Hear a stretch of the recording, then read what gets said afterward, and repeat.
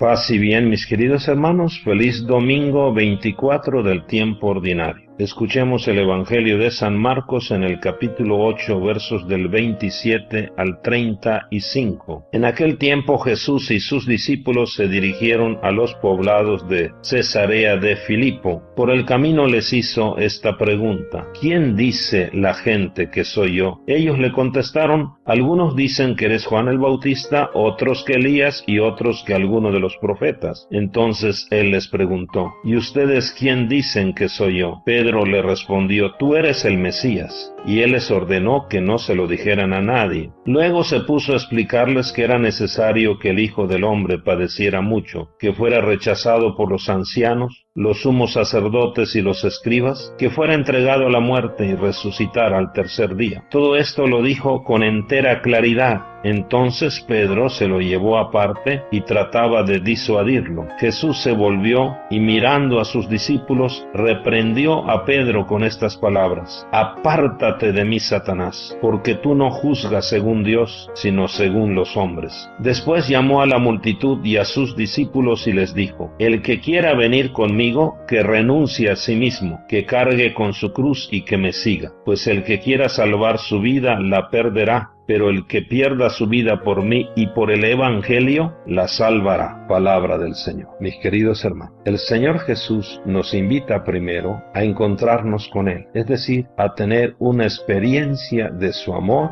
que nos transforme verdaderamente en hombres y mujeres de fe. Y por esto el Señor Jesús hoy también nos pregunta a todos, a ti y a mí: ¿y ustedes quién dicen que soy yo? Sí, este es el secreto de la vida. ¿Quién es Jesús para nosotros? El discípulo necesita tener claridad de quién es Jesús, porque solamente así puede seguirlo. La segunda cosa que nos dice el Señor Jesús es la invitación a seguirlo, porque solamente el que tiene claridad de Él puede seguirlo. Y entonces el Señor nos dice: quien quiera seguirme, que renuncie a sí mismo, tome su cruz y me siga. Pero también el Señor nos dice que esto no es fácil, y por esto Pedro va a recibir una gran reprensión de Jesús. Pedro había dicho: tú eres el Mesías. Pero cuando Jesús anuncia todo el sufrimiento, la cruz, todo lo que le viene, entonces Pedro lo lleva aparte y trata de disuadirlo. Pero Jesús entonces dice las palabras más duras que puede escuchar un discípulo: apártate de mí, Satanás, porque tú no juzgas según Dios, sino según los hombres.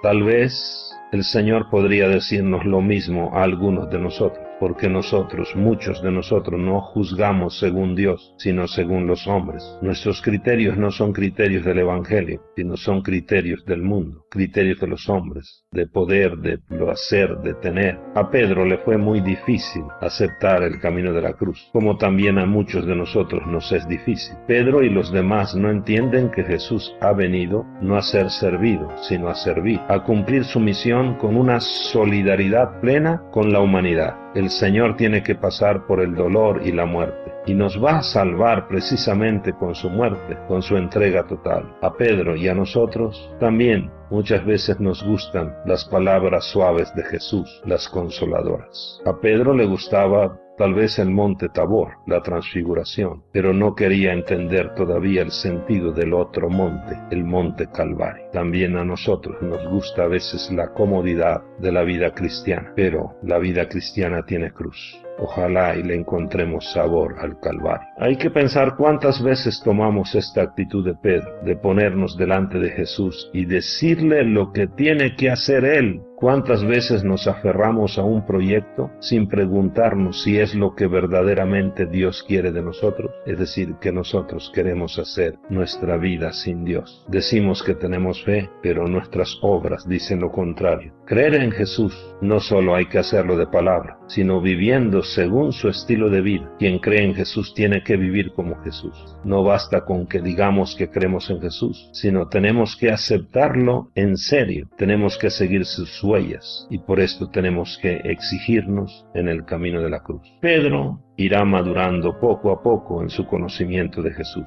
También nosotros tenemos que crecer en el conocimiento de Jesús.